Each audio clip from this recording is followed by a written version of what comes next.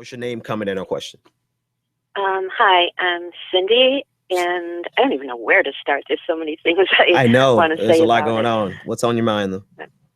Okay, first I want to start with the healthcare thing, where Hillary Clinton has first she's for universal healthcare, then she's against it, then she's for it, and nobody presses her on what do you mean when you say universal healthcare when she's saying she's for it, you know, because what she's for is something that funds the big insurance companies, you know, and nobody's pressing her on that. You know, even if they mention that she's gone back and forth, they don't say, well, when you're saying you support universal health care, you know, what exactly do you mean by it?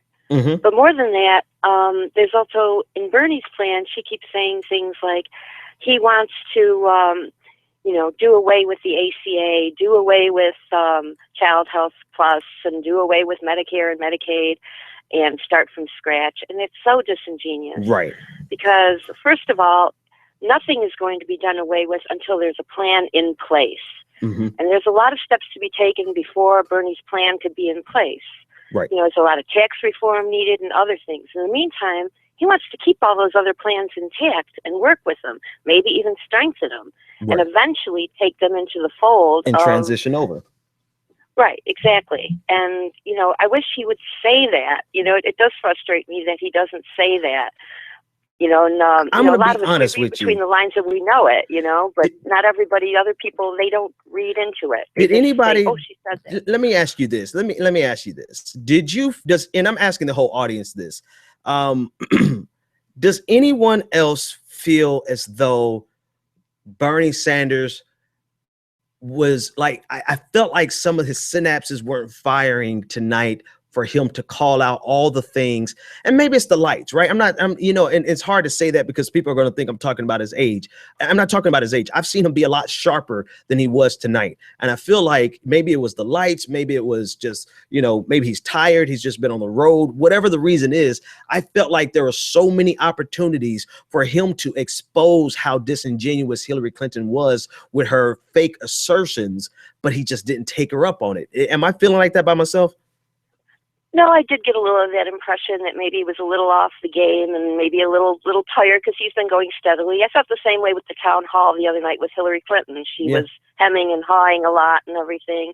And I think tonight maybe it was a little more Bernie's turn that, you know, he wasn't quick in getting in there. But I think there's other times when he just doesn't jump on it, you know, because maybe he's afraid it'll be taken as an attack, but it's not, you know. Right. He needs to go beyond. And I think part of it is he assumes that everyone understands the parts he's not filling in. But, you know, not everybody does that. A lot of people, they take what's said, they run with it. They don't fill in the blanks of, you know, okay, this makes sense only if you do this. And he assumes too much of people that aren't, you know, and these people, you know, not everybody is, you know. Not everyone is going to get into the minutia. Not everyone is going to get into the detail. Thanks so much for the call. All right. Thank you. My pleasure. 857-600-0518. So since I lost track of time because I got my connection, I don't know what time we started anymore. I don't know what time I'm supposed to end anymore, but I'll take at least one more call, 857-600-0518, and I will answer your questions out of the chat room. But to me, he missed a lot of opportunities. I want so badly to get thrown in the ring with somebody like Chris Matthews, man. People who throw up these, you know, it's easy. It is easy, with the exception of maybe the pressure of the lights and all the cameras and everything else. With the exception of that, to me, it's so easy to eviscerate their underlying premises, right? You know, and to expose their hypocrisy with the very way they frame the question.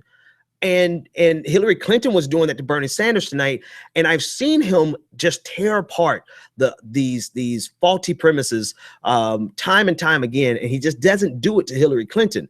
He does it to news reporters, right? He does it to the media, but he doesn't do it to Hillary Clinton. And I think, quite frankly, I think it's time for him to, because Hillary Clinton took the gloves off and she wanted to fight him. Now, where he did not hold anything back was the question of money in politics. I think he did really well with the question of money and politics. I think with the Goldman Sachs conversation, he didn't lay it directly at Hillary Clinton's feet, but his rebuttal about Goldman Sachs and the influence of money, his rebuttal about how much money they have, the influence they have because of the money they contribute to campaigns and the money they contribute through lobbying. You know, that was a great rebuttal. However, he did not close the loop. If he had closed the loop and said, if this type of money buys this type of influence with every other politician, then what do we think is going to buy with Hillary Clinton? Boom, in the conversation. All he had to do was close that loop, and he just didn't do it. But I think after tonight, once he watches the game tape and he reviews the tape, he's going to see how much Hillary Clinton really came for him. And I know that Brooklyn side of him has got to wake up, and that nice, you know, that nice Vermonter is going to have to take a step back and let Brooklyn come out. All right. Let's look at the chat room.